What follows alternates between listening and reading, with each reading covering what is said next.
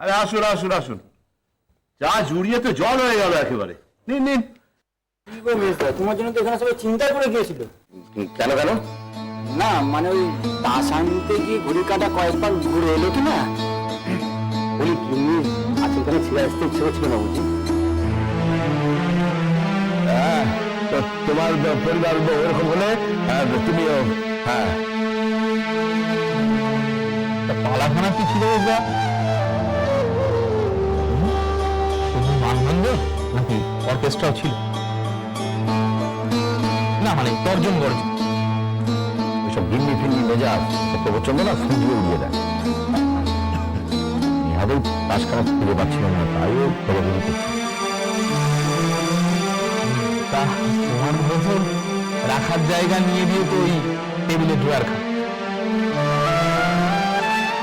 তা জিনিসটা কি ওর মধ্যে তো কথা হয়ে গেল না? ভাবতো না, হ্যাঁচ করিস না। তবে প্রবোধবাবু, আপনি গিন্নির মেজাজ রক্ষা করেন না, এটা এটা উচ্চস্বরে বলবেন না। কে জানে কোথাকার কোথায় ভাসতে ভাসতে কোথায় গিয়ে কথার জন্ম না। তবে হ্যাঁ, আপনার গিন্নি যে আপনার কান ধরে ওঠায় আর বসায়, এ পাড়া ছাড়িয়ে আদালত পাড়া তো সবাই যায়।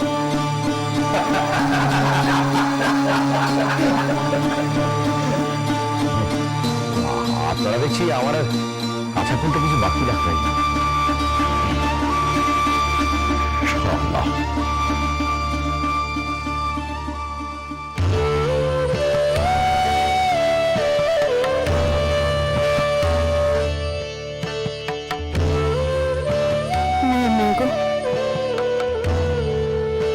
কি কুশ্রী জীবন, কি কুশ্রী পরিবেশ। মা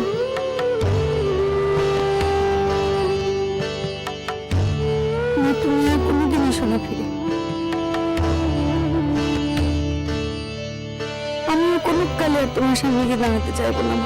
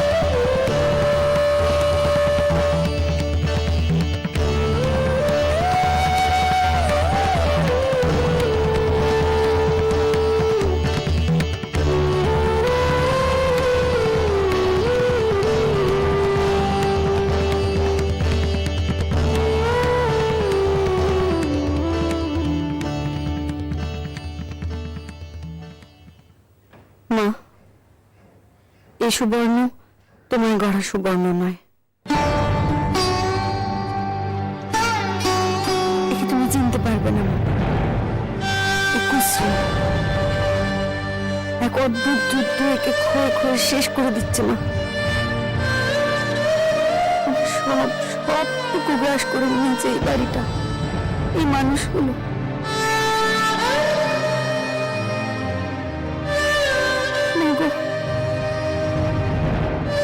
মানুষটাকে যাকে আমার স্বামী বলতে,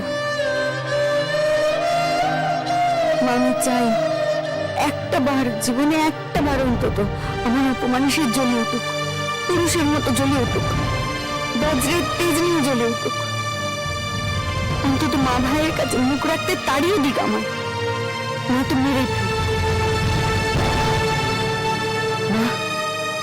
সেই মরণের আগে অন্তত এটুকু জেনে নেব না, যে প্রাণীটার সঙ্গে ঘর করলাম সে মানুষ।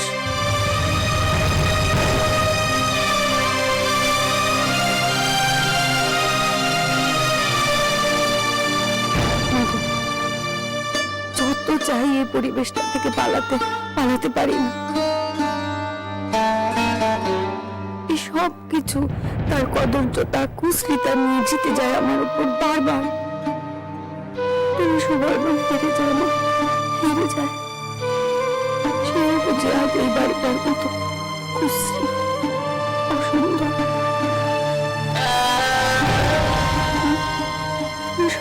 কিন্তু সারাটা জন্মের মতো কেবল হেরেই যাবো না।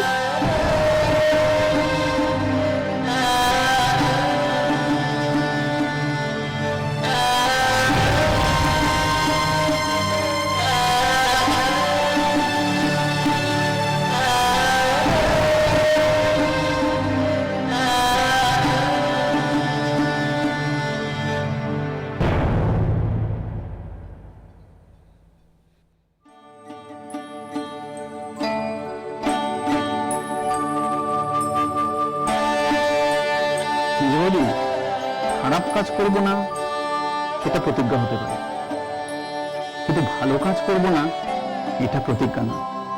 অন্যায় যে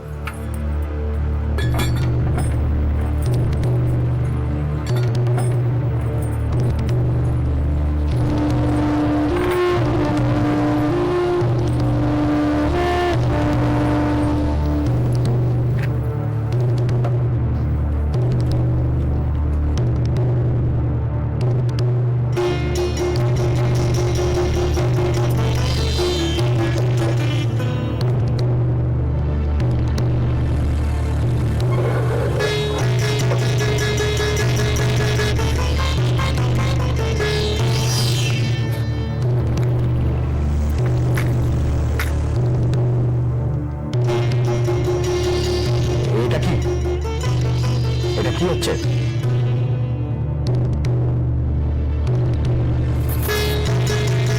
বন্ধু বসা হচ্ছে।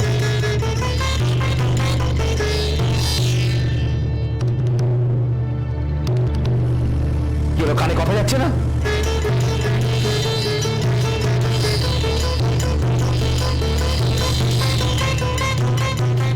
মেজো বউ,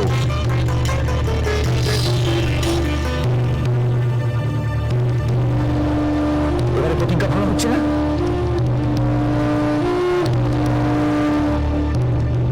তুমি আমার গাছ ছুঁয়ে প্রতিজ্ঞা করেছিলে যে তুমি কোনোদিন আর বই নিয়ে বসবে না।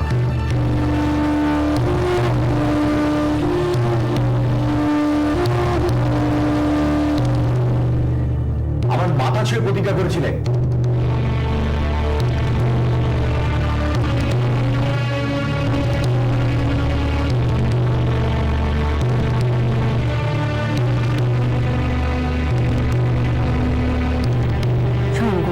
কত প্রতিজ্ঞা করতে হয়, তারপরে যদি রাতের প্রতিজ্ঞার কথা সারা জন্ম মানতে হয় তবে তো বাঁচাই চলে না।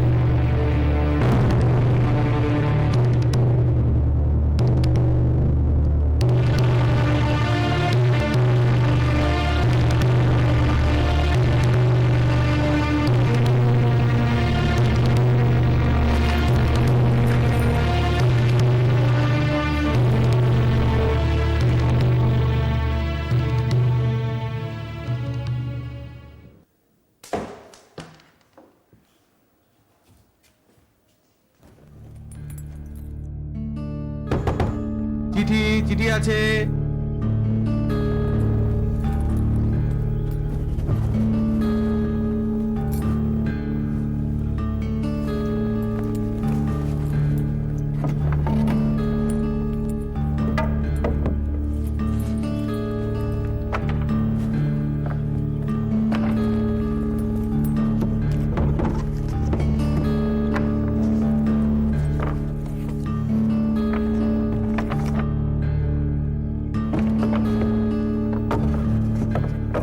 কার পত্র এলো?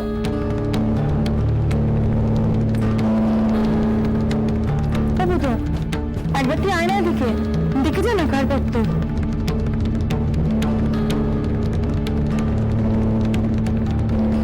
দেখে কতদিন বলেছি এরকম হুটহাট করে দরজা খুলো না, খুলো না, দিনকাল ভালো না। কে কার কথা শোন? কার পত্রটা কার? দেখ না কার পত্র। বড়দি শ্বশুর বাড়ির চিঠি পাঠাক না। মল্লিকা শ্বশুর বাড়ি থেকে এসেছে। ও বাবা, বল না রে, একবার পড়ে বল না কি লিখেছে। বড়দি শ্বশুর মশাই শরীর ভালো নেই গো। বাবা, কেন রে? আরে কি হয়েছে? কি লিখেছেন?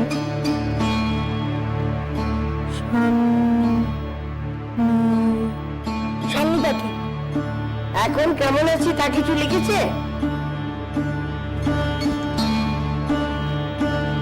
এখন খানিকটা ভালো আছে।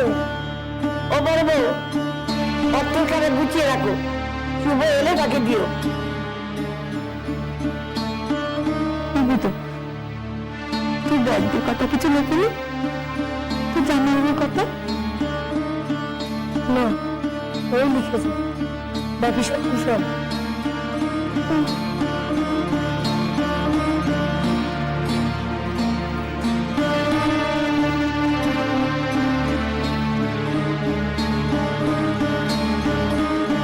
শাহরুখ তো 2 বছর আগে অত অসুখ গেল, তখন তো কিছু জানাই।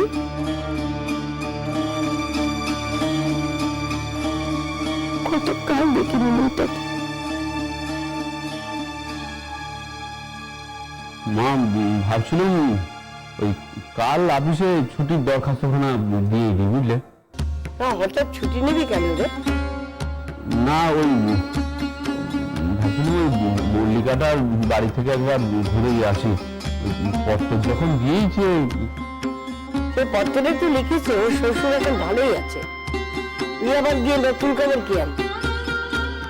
না আসলে অনেক কাল হলো যাতায়াত নেই কিনা, কতদিন মেয়েটার তো খোঁজ খবরই নেওয়া হয় না। ওরে ভুল করতে নেই, শ্বশুর বাড়ি যাবে না, বুঝি না বাবা তোদের ব্যাপার। মা আসলে ওই তোমার বড় বউ বড় উতলা হচ্ছিল। সত্যি তো মেয়েটার কতদিন কোনো খোঁজ খবর নেওয়া হয়নি। বিয়ের পর থেকে তো শিখার মেয়েও আসা হয়নি তাকে। তোমার ভাবছি সব যদি ওখানে ঠিকঠাক থাকে তাহলে দিন কয়েকের জন্য সঙ্গে করে ওকে নিয়ে আসবো। ওই বড় বউ বলছিল, ও সেই কথা কেন বল, বড় বউ বলছিল, তাহলে আমাকে বলতে আসছে কেন? ওরা ভাইরা ভাইরা যা হয়েছিস, বউ ছাড়া তো আজকাল তোরা জগৎ সংসার অন্ধকার দেখিস। মা তোমার যদি মত না থাকে তাইলে না বাবু, যেমন ঠিক করেছো তাই করো। আমার মতামত দেবার পালা ফুরিয়ে এসেছে, সে আমি বেশ বুঝতে পারছি।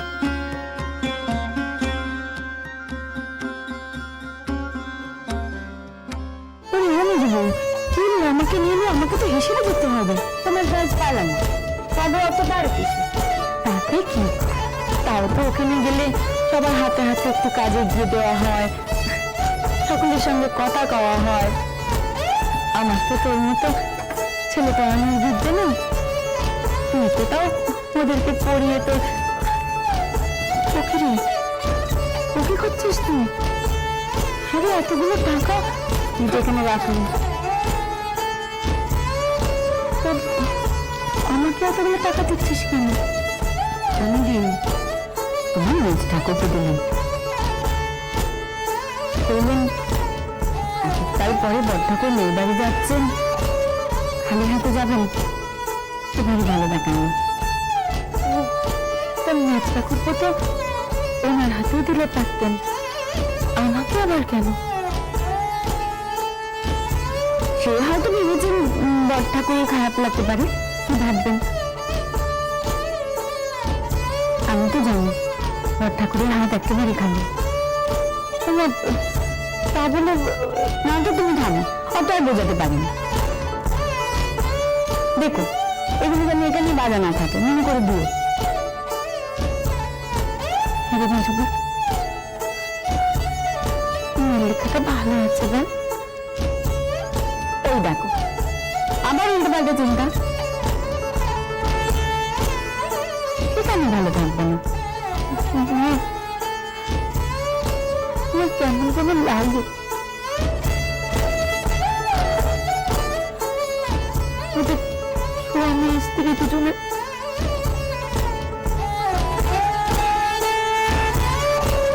ছেলে মেয়ে।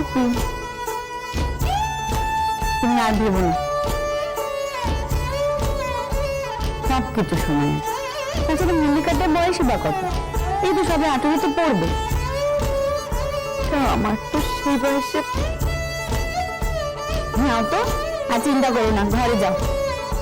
দেখেছো চেনিগুলোকে দেখেছো? আমি ডাকিনি, অন্য কারোর আসার নাম নেই। বুঝছো?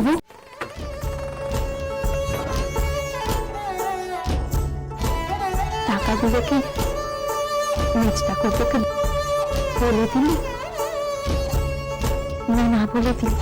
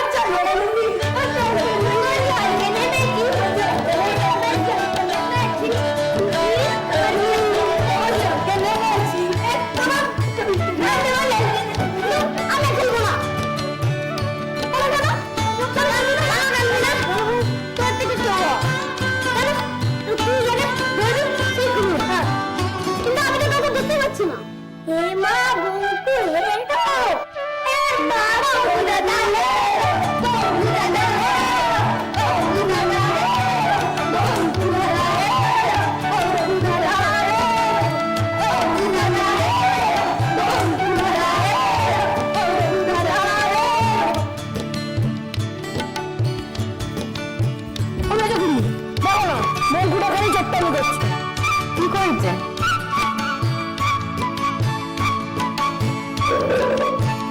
আমি চুটানি করি, ও তো কিন্তু আমি খুবই করে রেখে দিয়েছি। ধরতেই পারছে মোটেই না, আমি তো তোকে বলেছিলাম। মোটেই না, মোটেই না, মোটেই না, মোটেই না, মোটেই না। তোকে তো ডাবাই দিয়েছিল। কি কেন করছে রে বাবা?